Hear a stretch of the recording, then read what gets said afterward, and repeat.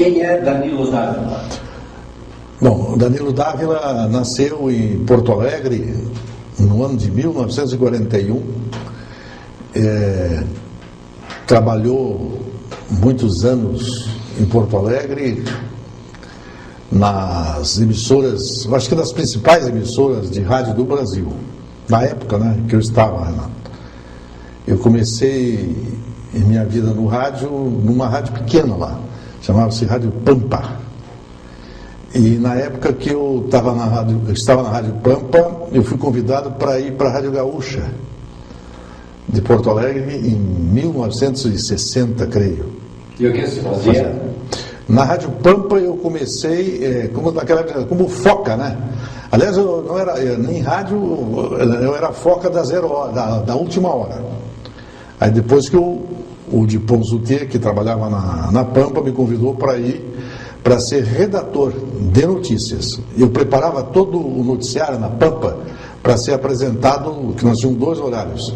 Então a gente apresentava o noticiário e tinha o Belmiro Dupont Zutier, que era um dos melhores jornalistas da época, da última hora, e ele, depois até da Copa do Mundo de 62, acabou indo para São Paulo, para o Estadão de São Paulo. E ele me convidou, que tinha dado uma vaga na Rádio Gaúcha, porque tinha saído de lá um repórter da Gaúcha e tinha dado um espaço. E eu fui convidado e acertei com a Gaúcha. Primeira decepção da minha vida, porque o chefe na época era o Ari dos Santos. A primeira coisa que ele me disse: olha, Danilo, a grande coisa chata no rádio é que você sonha que está entrando no rádio, que vai ganhar milhões e você não vai ganhar quase que nada.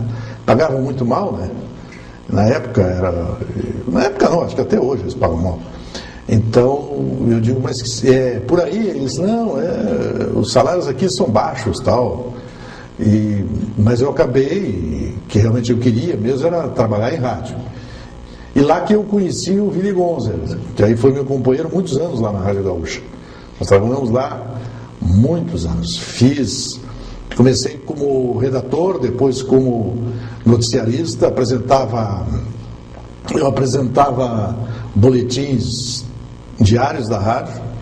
Os apresentadores na época era eu, o Willy Gonzer, que fazíamos os noticiários, tinha uma às 7 da noite, tinha outra, e eu fazia o plantão e trabalhava muito. Tinha dias eu trabalhava até 17 horas, entrava na rádio às 9 da manhã e ia até mais de meia-noite.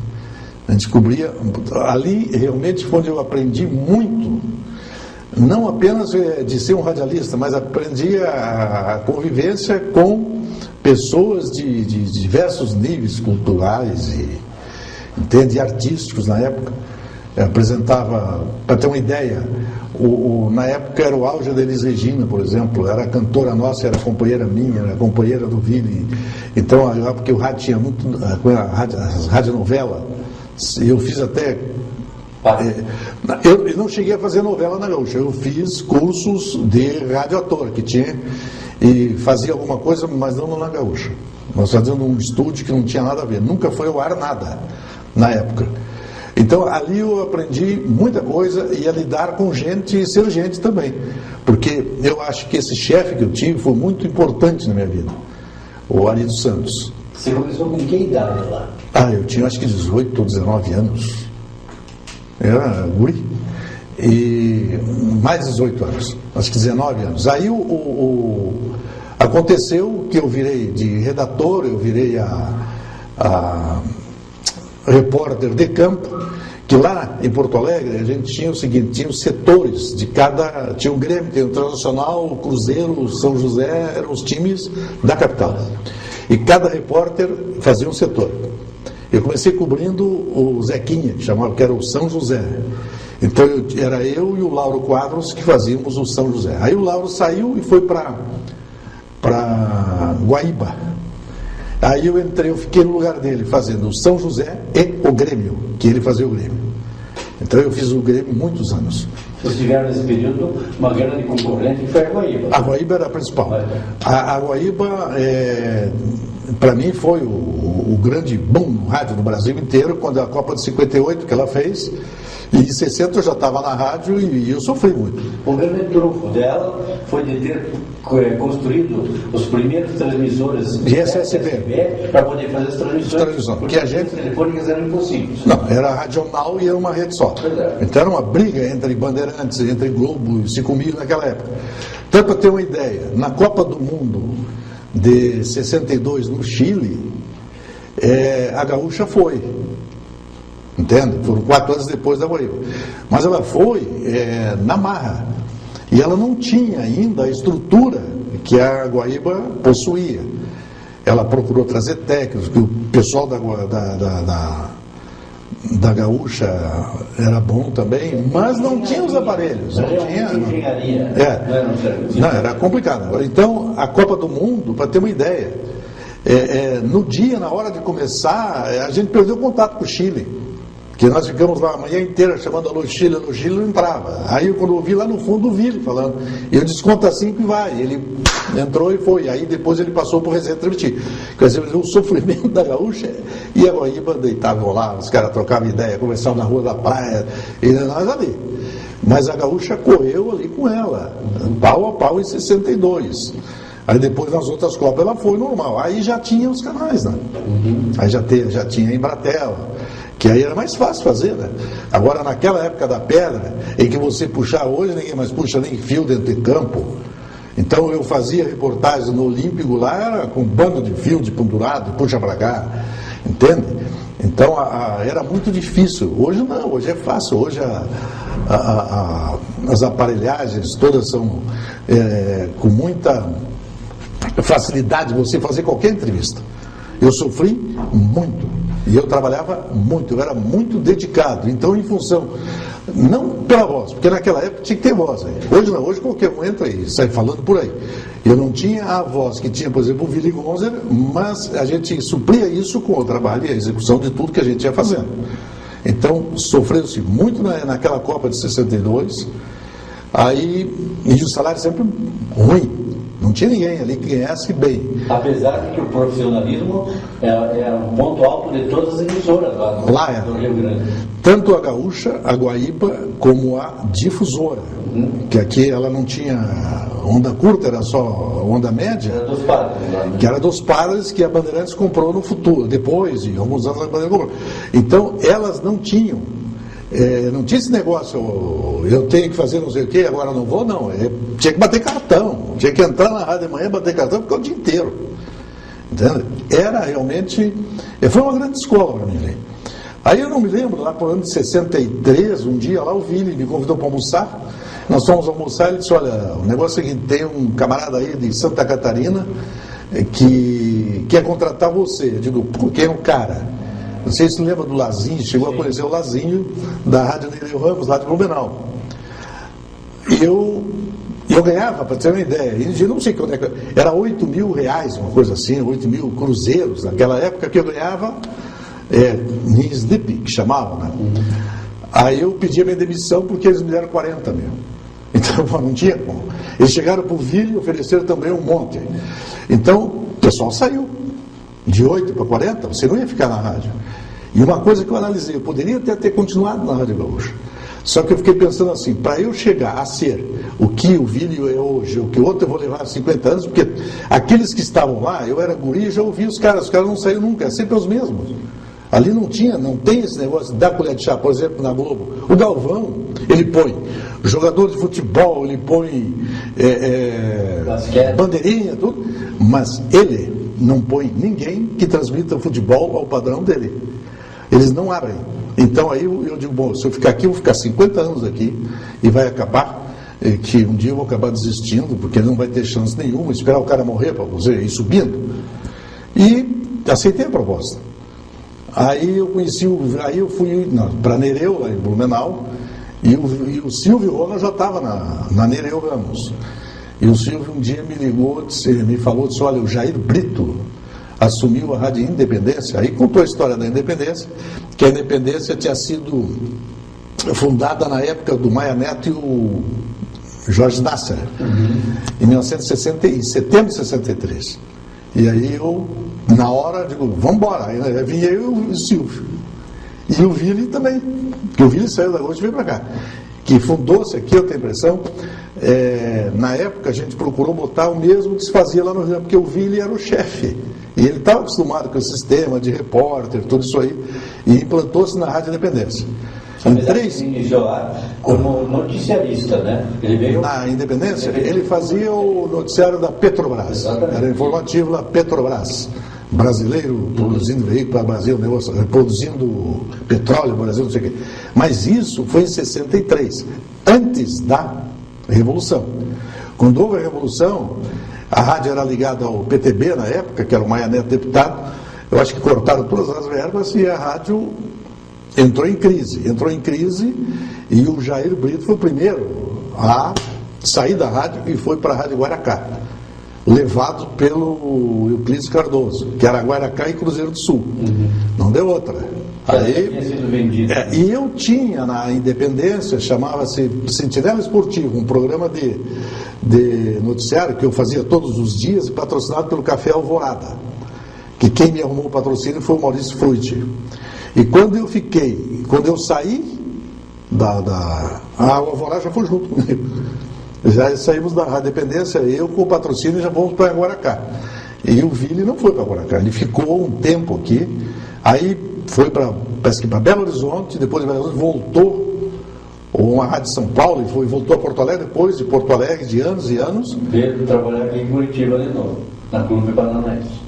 O Keino Ville, ele esteve aí, mas em 70, isso eu já tinha até, em 73, eu tinha arrendado a Rádio Farroupilha lá para os esportes, e o último contrato que eu fiz, o Ville estava na Gaúcha, eu quis contratar o Haroldo Souza, que era da Rádio Alvorada, que era mineiro, mas era da Rádio Alvorada de Londrina, estava na Itatiaia. Quando o pessoal lá, porque a concorrência era muito grande, e eu entrei em Porto Alegre, e só tinha a Gaúcha e a Farroupilha, e a Guaíba fazendo futebol. E a Farroupilha não fazia. A Farroupilha, ela era líder de audiência até sexta-feira. No sábado, domingo, ela perdia, porque não tinha, na média, né, os pontos para bater a Gaúcha. E quando eu estive lá com o projeto que eu tinha, eles me convidaram, não, vamos fazer futebol aqui. Então eu acertei com eles e vou contratar o Haroldo. Eu entro com o Haroldo aqui, eu contratei o Haroldo, primeiro eu contratei o Luiz Fernando Federger, que é o dono desse jornal Impacto. O Luiz Fernando é excelente narrador, padrão Willy Gonzer. E ele estourou em Porto Alegre. Ele estourou, e aí começou uma guerra entre as rádios e tal. Para ter uma ideia, eu sou gaúcho, nasci lá, eles me chamavam de estrangeiro. Os estrangeiros entraram aqui, e os gaúchos são muito bons. O gaúcho é barrista, como o paulista é barrista, entende? Quer dizer, e ficou uma confusão muito grande, e eu digo, vou contratar o Haroldo. Aí quando eu falei isso numa janta lá, alguém da minha equipe foi lá e falou pro cara, para aquele Siroski lá, ó, Danilo vai trazer o Haroldo Souza. Eles foram contratar o Haroldo, antes de mim, porque eles conheciam o Haroldo. Eles contrataram o Haroldo, aí eu digo, bom, agora eu vou fazer o seguinte, então eu vou contratar o Willy Gonzer, que é o primeiro na rádio. Aí eu chamei o Willy. Aí eu chamei o Willy e contratamos o Willy. Foi a última contratação que eu fiz na Farroupilha. Que eles ficaram bravos. Pô, o Danilo veio aqui e fez uma confusão. Eu abri o mercado para gente que não tinha, que a minha ideia era dar condições para aqueles que queriam. Tá, o melhor narrador hoje do Rio Grande do Sul chama-se Pedro Ernesto, que é da Rádio Gaúcha. Esse camarada, ele subiu o Morro Santa Teresa com um gravadorzinho daqueles, ele imitando o Pedro Pereira, não sei se chegou a ouvir o Pedro Pereira, que morreu, que era corredor e morreu de acidente de automóvel, e era da Guaíba, tinha transmitido já 2 Copas do Mundo, ele que entrou no lugar do Mendes Ribeiro, e o Pedro imitava, ele tinha o timbre de voz do Pedro Pereira. Então, e eu deixei o Pedro, botei o Pedro, eu que lancei ele e outros lá, que alguns estão até hoje lá.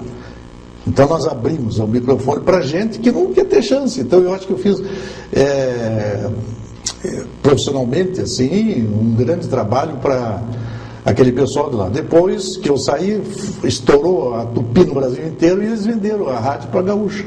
Então hoje só tem de novo a Gaúcha e a Guaíba, de ondas curtas, e a Band, que é a Bandeirantes, que é a antiga difusora na onda média. Não tem mais ninguém fazendo futebol lá. Quando nós estamos falando em rádio, competência profissional, tudo, a difusora tinha a maior autoridade, um cidadão, que era a maior autoridade em condutividade de solo, que era o Frei Ledino. Então me lembro. Então é isso que eu digo, você vê tanto que eles cuidavam, no caso da Guaíba, com as transmissões, quanto na difusora, com a qualidade de trabalho que eles tinham. Entende? Não, o rádio no Rio Grande é muito profissional. Você ouve direto, tanto a Gaúcha como a Guaíba eu escuto direto. Quando posso ouvir futebol, porque hoje eu ando mais. Nem tempo de ouvir futebol. Assisto muito jogo na televisão. Não, eu fiquei até 76 nessa briga de ir para lá e para cá, que eu fiz uma loucura muito grande, entende? Então, larguei. A última rádio que eu transmiti em futebol foi a Farroupilha. Que loucura foi essa? A loucura do que eu tinha feito um arrendamento da Rádio Farroupilha com a Rádio Colombo aqui em Curitiba. Arrendamento do programa esportivo? Não, era dos horários de esportes. Que quem implantou isso em 68 ou 69, não me lembro bem, fui eu, porque eu só tinha na época, só voltando um pouquinho ao tempo, no que dizia respeito ao mercado de Curitiba. Era Brahma e Gillette que patrocinavam o futebol. Na Rádio Guaracá, em todas as rádios, era Brahma e Gillette. Na Independência tinha a Otone, que era uma de roupas, e a outra não me lembro o que era. Começaram a cortar os patrocínios. Quando a Brahma e Gillette cortou, aí a Guaracá acabou com o futebol. A emissora paranaense, o Maurício me chamou que o Nagiba vai acabar com o futebol também. Foi também. Porque tinha Brahma. Ou era Gillette? Era Gillette? Cortou o patrocínio, então ele ia acabar. Aí eu digo, pô. E como eu, na Gaúcha, ouvia muito as rádios argentinas, tá? Eu peguei e fiz o projeto que os argentinos fazem até hoje. Eles vendiam, por exemplo, o brasileiro não fazia isso. O tiro de meta era vendido para melhorar. O cara ia, não sei o que, melhorar, já entrava lá. Tal. Aí eu comecei a fazer cotas. Então, aqui, o tiro de meta, o que os argentinos já. Eu fiz o projeto, eu com o Silvio Ronald. Nós estávamos na emissora. Eu digo, Silvio, vamos fazer um troço? Não, vamos ter um trabalhar. E fui no Najib Shed e o doutor Najib aceitou. Eu disse, não, então vou fazer o seguinte. Eu digo, não tenho dinheiro, doutor Najib. Ele disse, como é que vai fazer para me pagar? Eu digo, não vou te pagar, quem vai te pagar é você. Ele disse, como assim? Vamos fazer o seguinte, são 6 cotas. 4 são minhas, porque eu tenho a despesa da equipe. E 2 é do senhor, que você vai ganhar limpo. Na hora ele topou. Sim, não ia gastar nada, ia estar transmitindo futebol e a gente tinha o mercado de trabalho. Deu? Quais eram os patrocinadores? Na época, o Café Alvorada era direto comigo. Patrocinava o quê? O tiro de meta? Não, na época eu não me lembro, assim, o Móveis Pedroso era do Pedroso Moraes, eles patrocinavam e virou os comerciais, eu inventei lá, plano americano, inventei por inventar, então patrocínio americano, entraram vários patrocinadores, acabou esse negócio só 2, o que aconteceu? Teve um torneio, era Rio São Paulo, Pedrosa, como é que chamava? Roberto Gomes Pedrosa, que o Ferroviário, na época, participou e não ganhou nenhuma. Não sei se vocês lembram disso. Eu estava junto com o Barbosa Neto, da Barbosa, filho da Bandeirantes, ele disse, esse time do Ferroviário aqui, jogou com o Bangu e empatou 0-0, não vai ganhar nenhuma. E não ganhou nenhuma mesmo. Na época veio aqui um camarada de São Paulo e viu aquele projeto de loucura de vários patrocínios, levou para a Rádio Gazeta lá. E aí lá em São Paulo começaram a fazer a mesma coisa. Entende? Então quem embolou essa loucura fomos nós. E aí o pessoal pegava, e até hoje estão fazendo isso. A maneira de você manter, porque os donos de rádio, infelizmente, não são radialistas, a maioria. Eles só querem ver a parte comercial, o faturamento, e não estão preocupados se tu está desempregado ou não, se tu gosta de futebol.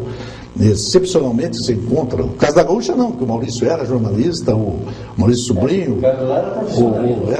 Mas eram gente de rádio, entende? O Maurício Sobrinho, ele era de Passo Fundo com uma FUS, que eles tinham aquela PNN, que era das maiores agências. E o Macedo foi para o Rio, que o Luiz Macedo transmitia Turf.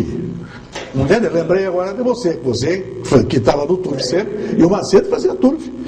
E nós tínhamos na Rádio Guaracá, tinha o Turf primeiro, depois que ele começou com a PMN. A PMN, que era MPM, era Macedo. Ele ficava lá no bairro do Tarumã, lá em Porto Alegre, a agência dele.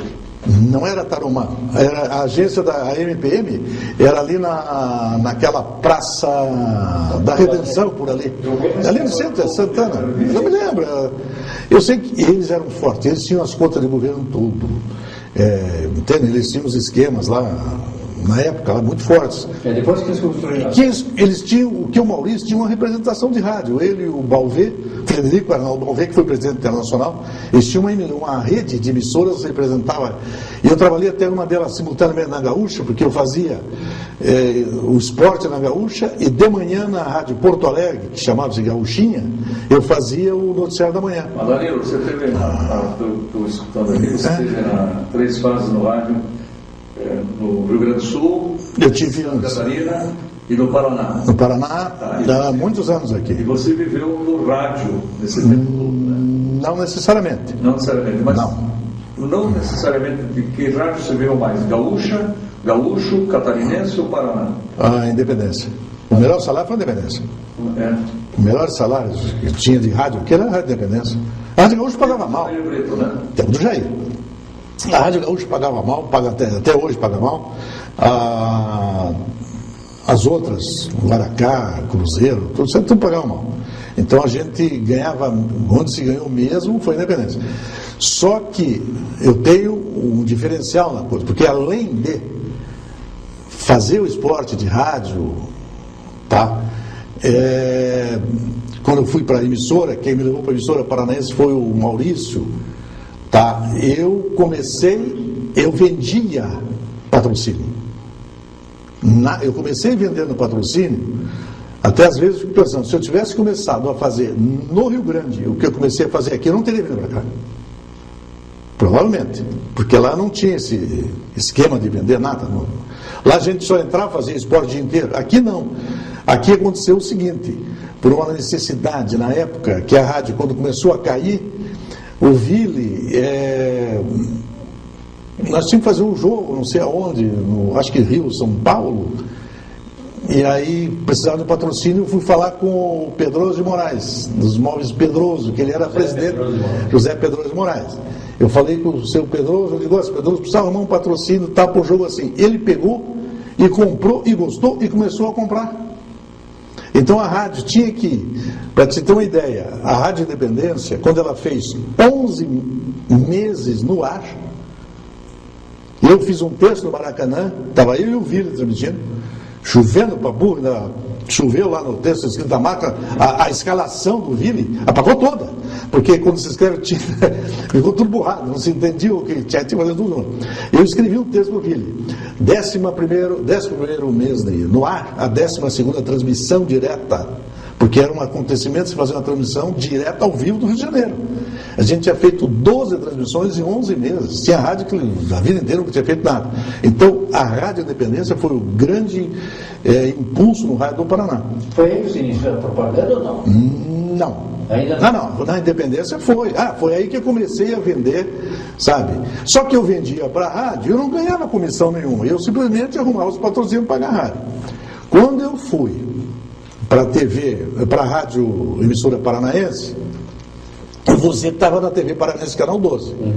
E era você e o Wilson Melancia, se não me fala. O Wilson Tomás, que está em São Paulo, foi diretor da Bandeirantes. Aí aconteceu o seguinte, para fazer um programa na televisão, eu tinha que receber, e tinha lá um que era aquele que emprestava dinheiro lá para o Najib, não lembro o nome dele lá. Nabor Falador. Então, eu recebia em promissórias, e descontava as promissórias com o parente dele lá. As comissões recebiam promissórias. E quem me ensinou a vender televisão foi você.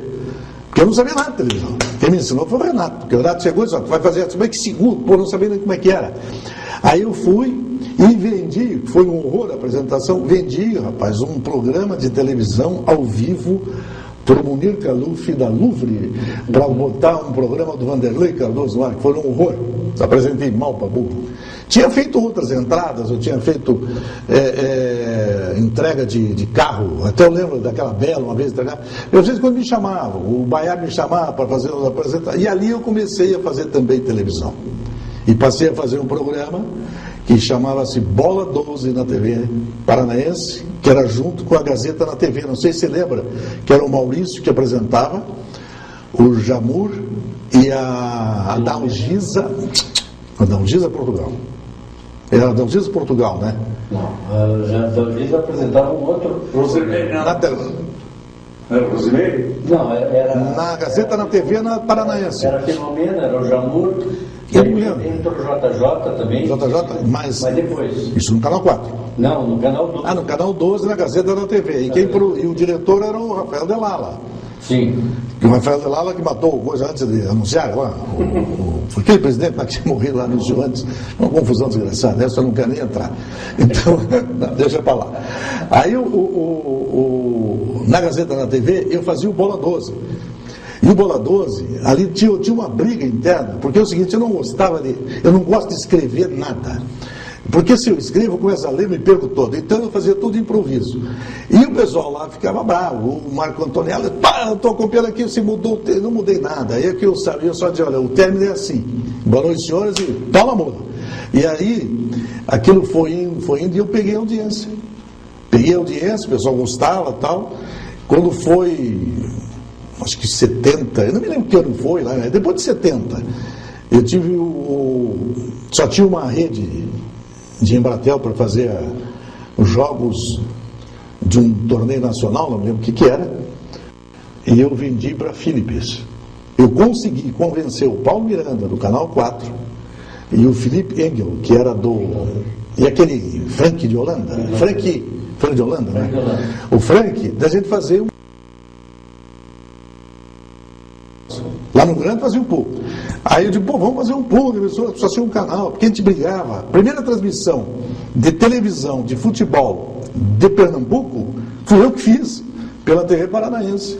Porque eu peguei de manhã, liguei para a Embratel, peguei a linha de manhã, 8 horas da manhã, 9 horas, os caras levantaram meio-dia, eu peguei de manhã cedo.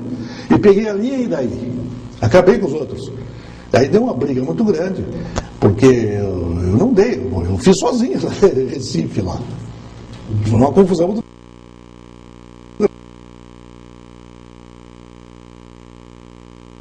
fazer um pulo, vamos. Aí eu fui na Philips e vendi para a Philips todo o torneio. Todo. Ponta a ponta, Maracanã e tal. E eu já estava com a agência, fazia já um tempo. E na TV Paranaense tinha um camarada que era do departamento comercial que disse, olha, vamos fazer o seguinte, vamos botar não sei quem para transmitir. Eu digo, boa, né? Eu arrumei, comprei, vendi, e agora quem vai transmitir é um cara que não sabia nem quem era, nem lembro o nome do cara até hoje. Aí ele disse, não, mas estão querendo os outros. Mentira, o cara não queria que eu fizesse. Aí eu digo, bom, se ele fizer, aí eu fiz a maior estupidez da minha vida, em termos de programa de televisão, não como radialista. Eu perdi o meu contrato que eu tinha, que ninguém, eu tenho certeza, na televisão do Paraná, ganhou o que eu ganhava.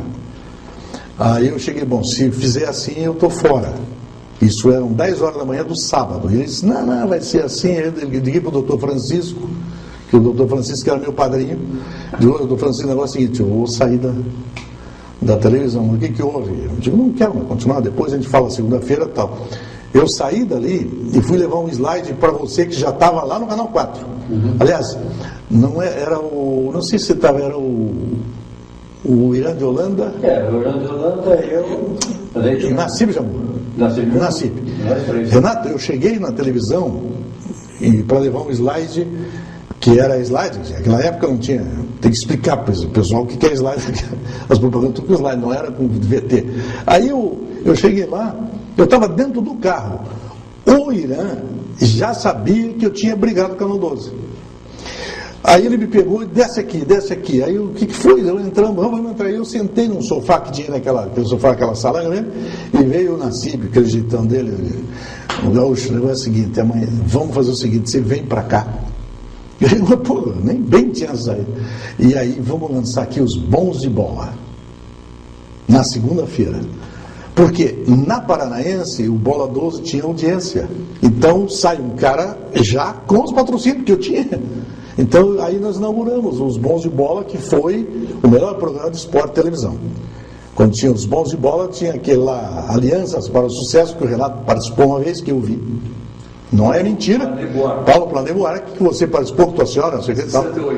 Por aí. Então, quer dizer, naquela época, então, quando eu saí, já nem deu para esquentar. E aí a Regina me disse, olha, vamos falar primeiro, se de falar com o Francisco de novo, tal. Eu digo, não vou falar com ninguém. Então, amanhã eu começo. Era a segunda, né? Eu comecei na segunda-feira. Perdeu dinheiro com isso? Perdi.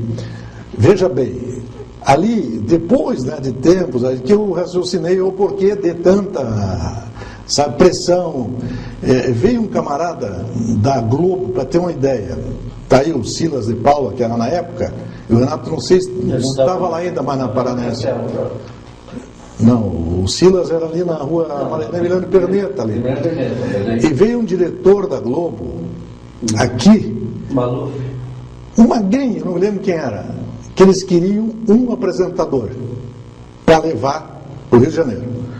Não sei se era Rio de Janeiro ou Belo Horizonte, que eles tinham, parece que era a TV Gazeta lá. E quem fazia o noticiário era o Jamur e o Enéas Farias, e eu fazia 2 minutos colado com o João Saldanha. Terminou o programa, o cara me chamou. E o Enéas, que eles queriam, não chamaram. E não nem o outro, me chamaram, queriam eu. Aí o Silas, o Marco Malucelli, o seu Marquito Malucelli, eu estava subindo a escada ali do canal, eu me lembro desse negócio, porque eu tenho uma memória, eu estava subindo assim, o Silas, pô, imagina, o cara aqui que escolheu você. Aí ele disse, você olhou melhor mesmo. Nunca me esqueci disso, o seu Marquito Malucelli. Ele disse, ele é o melhor mesmo. E eles me escolheram. Mas aí a conversa não andou, porque depois já caí fora. Sabe por que eu ganhava mais, Renato? Pelo seguinte. Quando foi comprada a TV Paranaense, ela era Excelsior, a programação. E Record, não me lembro. Ela não era a Rede Globo. E o canal 4 era Record, Rei. Depois virou Globo. Quando eles compraram, esse Verão Vermelho, que era uma novela lá, eu ganhava, o Bola 12 ganhava a audiência do Verão Vermelho. Eu tenho os ibope da época. Mesmo na faixa de horário. Então, o que aconteceu? A TV Paranaense estavam começando, o doutor Francisco, ó, Danilo, eu não tenho como fazer um salário alto tal. Eu digo, não preciso de dinheiro, me deem tempo. Tempo que você que me ensinou a vender o tempo, eu não sabia vender. Então, eu já tinha agência registrada, tal. 67, é a mais velha que deve estar aí. Tinha uma carteira boa de clientes? Tinha clientes, eu gostava de vender. Aí eu peguei, o que eu fazia? Sabe quanto eu ganhava por mês? 500 segundos por mês. Na Record e na Excelsior, vendia baratinho. Quando entrou a Rede Globo, você pega hoje o preço de um Fantástico e um Jornal Nacional, que eu não me recordo quanto é que está hoje. Também. Não sei, 20 mil, 30 mil, sei lá. E multiplica por 500 segundos. 30 segundos. O que eu fazia? Eu juntava 2 meses, eu não vendia para ninguém, 2 meses. E pegava os clientes que eu tinha e vendia com 50% do preço de tabela deles. Então, se o comercial começava, eu ganhava mais que todo mundo. Tinha conhecimento disso? Mas é evidente, eles tinham um contrato. Até esse dia eu encontrei. Você por 50% do preço? Sabia, eles ficavam loucos. O salário é meu, eu vendo, se eu quiser dar de graça, não. Mas eu tenho a carta de crédito para usar, e não tinha horário determinado. Então o que eu pegava? Fantástico, Seu Rui do... Não tinha Fantástico na época, tinha. Fantástico, não, era Jornal Nacional. Tinha Fantástico. Fantástico mesmo, na mesma época. Então, Jornal Nacional ou Fantástico é a mesma faixa de horário. Eu pegava e fazia o seguinte: Queijo Santa Rosa do Seu Rui, Laticínios Maia. Seu Rui, a mídia vai custar 100 mil. 50, fecha. Assim que eu fazia. Ninguém ganhava mais que todos os caras da Folha. Porque eu vendia com desconto o meu salário. Sim, eu tenho as cartas até hoje. Eu encontrei o doutor Abílio, que era diretor da Chagas, Mas com quem você lembra? lá da Gazeta, ele que me assinava as cartas. Eu digo, olha, eu vou lhe mostrar as cartas que você me assinou, qualquer hora eu vou lá pedir. Me mandaram embora, não pagaram. E ele topou essa tua proposta do tempo? A pessoa física? Era o doutor Francisco Cunha Pereira, que era meu amigo. Sim, não sei se essa proposta ele topou a venda do tempo ou foi o comercial? Não, eu fiz a proposta, eles aceitaram. E o superintendente, a rede... A rede, não o doutor Francisco em si. Ele era da rede, ele era o presidente. E quem me dava todos os meses a segundagem era o doutor Abílio Chagas. Ele que me dava as cartas de crédito que eu tinha. Que naquela época se fazia muito disso. Ele era o diretor, superintendente financeiro. Então o que eu pegava? Eu vendia. Se eu tivesse continuado na televisão, eles iam ter que me indenizar no valor daquelas cartas. Mas eu simplesmente abandonei e fui embora. Não ganhei nada, porque o doutor Francisco era amigo nosso, ele ia criar um caso com a televisão. Agora, se não fosse, eu poderia até ter. Porque eu quis, não aceitei aquele tipo. E depois, lá na frente, que eu achei, olha, isso aqui, eu acho que, sei lá. Está muito fácil, né? Está muito fácil. Pô, aí eu me dei bem no Canal 4. O mérito era seu também, né? Sim, eu ganhava, Renato, veja, 500, eu não sei se você colocar 30 segundos hoje, 20 mil reais, você pega 10 vezes 30, são 300 segundos. Né? 10 dá 200 mil reais em 300 segundos. Quem ganha na televisão de hoje? Ninguém ganha. Entende? Então, o maior salário que eu tive realmente, com carta de ganho, foi esse. Agora, de microfone, de rádio, é a Rádio Independência. Entende? Isso aí foi muito tempo. E aí, na minha vida as coisas acontecem assim, sei lá. Nos anos, pelo que você conta aí... 71 por aí, em 71, o Dirceu Greser, ele criou lá no Curitiba, lá um dos melhores do ano, eu ganhei um diploma, aquilo ali, até eu comentei uma vez com a Dalgisa, lá na televisão. Eu ganhei esse troço, os caras começam a mexer o saco. O programa meu era 11 da noite, passaram para 1 da tarde, depois era 6 da tarde. E eu discuti e falei para o doutor Francisco um dia, doutor Francisco, o nosso programa bate todos os horários da noite. Eles me põem às 6:30 da tarde, em cima da novela da Tupi. E ele me disse, mas a Globo acha que ela vai conquistar esse horário, Danilo. Então você vai fazer colado com o João Saldanha. Eu fazia 2 minutos com o João Saldanha ali. O João Saldanha estava no Rio fazendo 2 minutos, eu fazia 2 minutos aqui. Sim, mas aí... Só que eu conversava, eu não lia assim, que nem o telepronto, o cara fica lendo ali, feito entende? Uma múmia, o cara fica na frente, eu tiro o telepronto, não diz nada. Aquele tempo tinha decorado, você lembra? Tudo era decorado. Eu decorava, tinha improviso. Então, se você fala, se você está assistindo um camarada, lendo, ele não te segura às vezes. Agora, se você está prestando atenção que ele está falando de improviso, ele te amarra. Então, eu acho que essa é a técnica que tinha que ser usada. Então, eu procurava conversar. Tinha outros que liam, tudo bem, liam. Tinha gente que lia, e eu me perdia, já trocava, eu pulava 2 linhas. Então, eu conversava. E conversando, eu conquistei a audiência.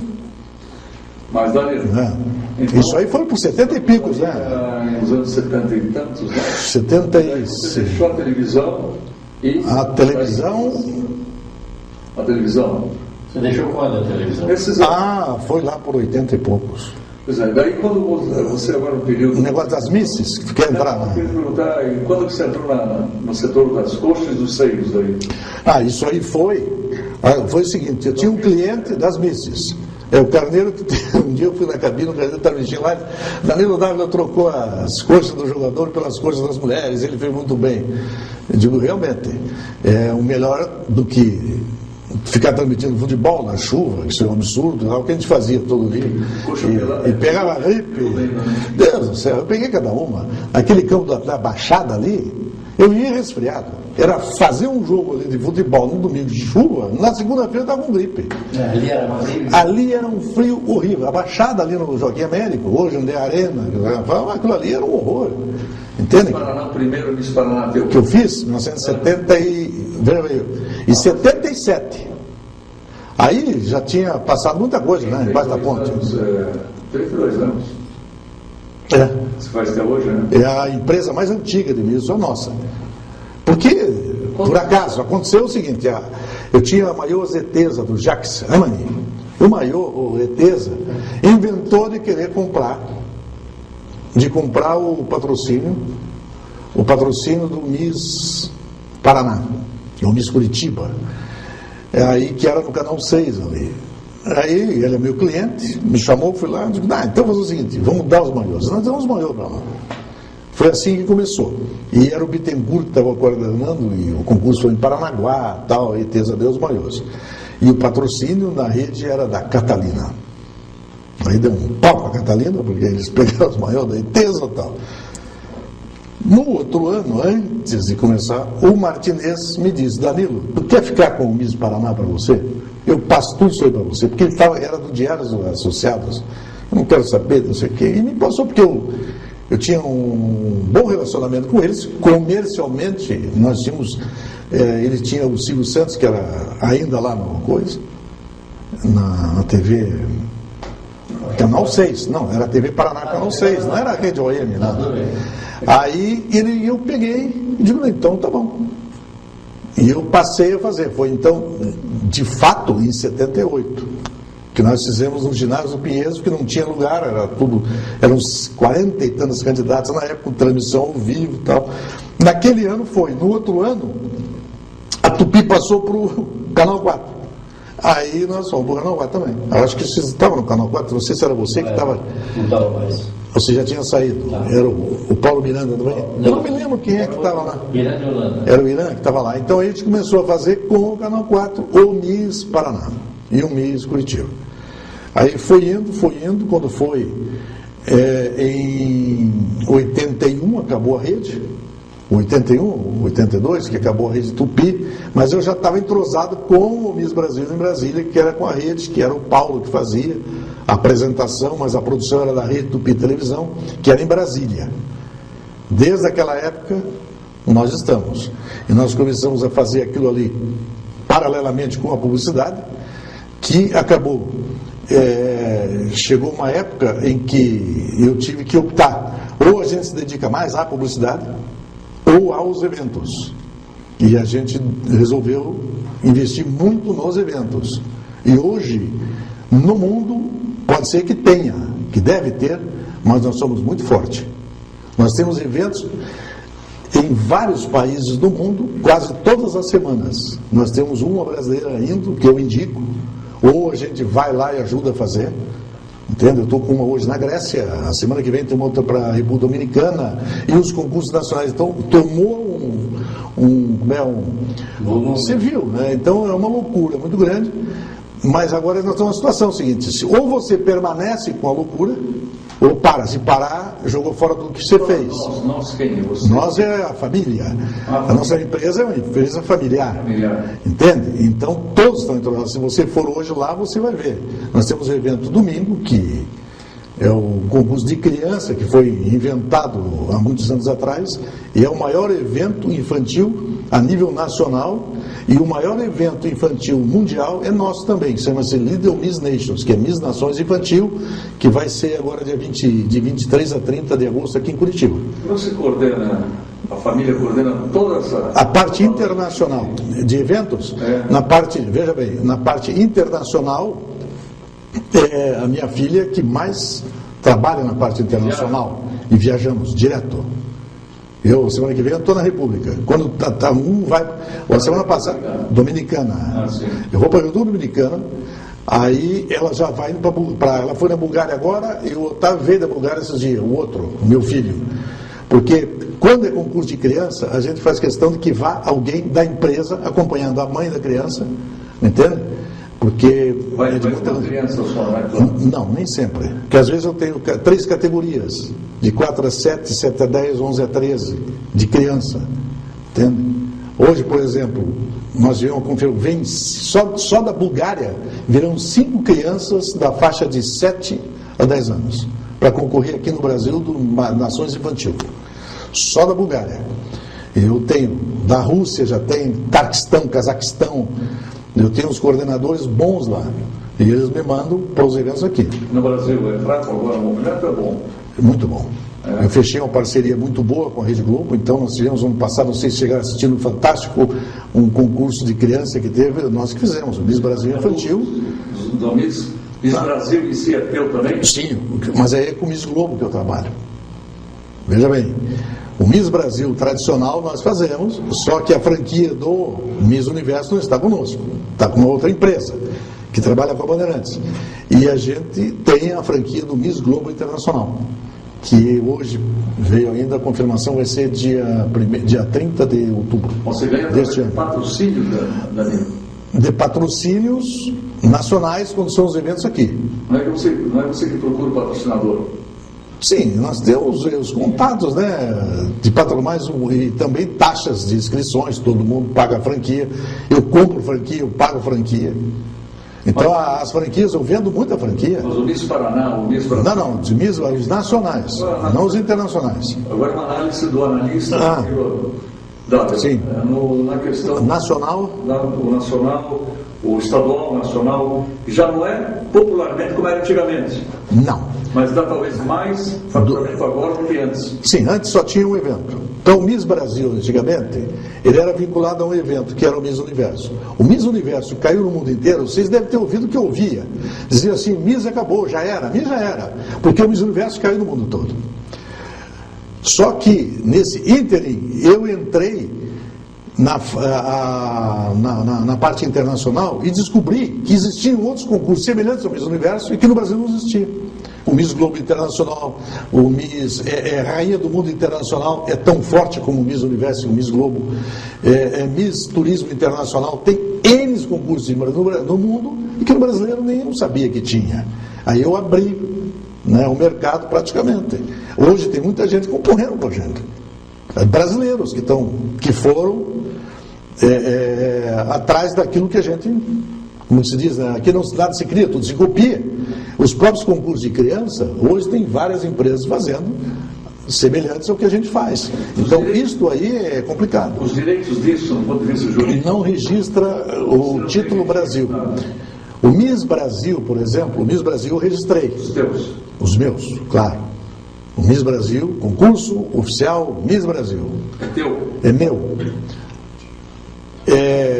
Nós registramos quando tinha 9 anos, 8 anos de registro, o INPI resolveu rever e tornou como um nome comum. Aí começou a aparecer um monte de Miss Brasil por aí. Senão não tinha, era só um. Atualmente? Não, olha, existe o registro, porém não é com exclusividade.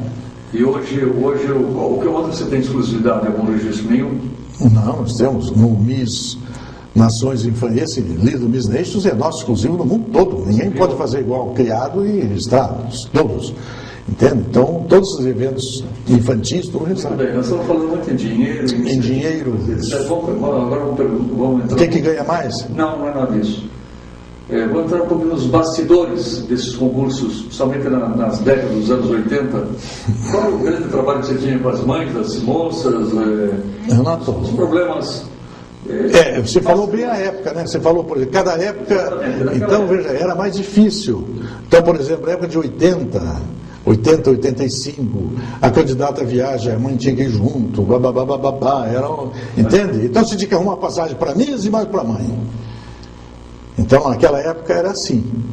Entende? Qual nome você está falando? Estou falando. Aqui no Brasil. Você captar candidatos era muito mais fácil do que hoje. Não. Pensei que está dizendo o comportamento na época do concurso era assim. Isso é um detalhe. É um detalhe.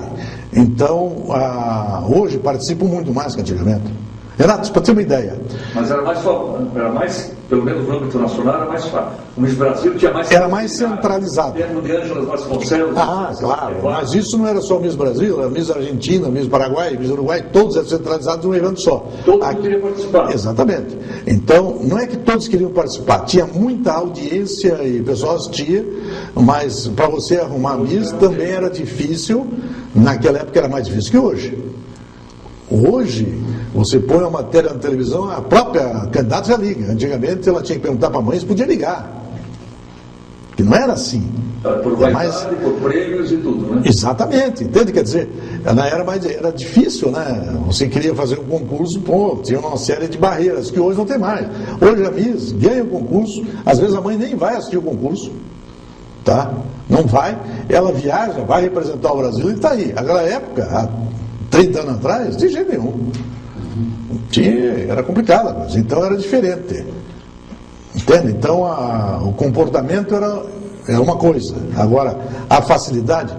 Eu tive na semana passada uma matéria no G1, que nós temos uma parceria de divulgação com a Globo lá. Ela botou uma matéria do resultado do concurso do Miss Paraná Infantil. Vieram quase 1.000 e-mails de fotos de candidatas querendo participar do Miss Brasil Infantil. Quando que há 30 anos atrás aconteceu um negócio desse? Essa sustentação de retaguarda estratégica é uma equipe exclusivamente familiar, de quadros? Não. Eu tenho mais, claro. Você tem uma ideia, agora nós estamos indo para Santa Catarina, nós vamos com uma equipe mais ou menos uns 30. Porque eu tenho 3 categorias de criação, eu estou com mais ou menos 70 inscrições de crianças, são 70 mães, 70 pais que estarão em volta daquela criança. Então você imagina o que eu tenho de gente, porque eu tenho grupos. Então eu tenho uma equipe que vai cuidar um grupo, são três grupos diferentes que vão dar assistência para essas candidatas que vão estar se preparando. Aí vai estrutura de cabeleireiro, maquiador, que tem que ter já, que são pessoas que trabalham com a gente há muito tempo. Entende? Então, você quer ficar louco ou semi-louco, você entra num concurso desse que você vai ficar completamente pirado. Porque você não imagina o que tem de item, Renato, para fazer um evento, é uma coisa extraordinária. É impressionante. E o Danilo W já está pirado? Já não? Quase. Porque você, veja bem, você pira, porque te aparece em cima da hora coisas que você...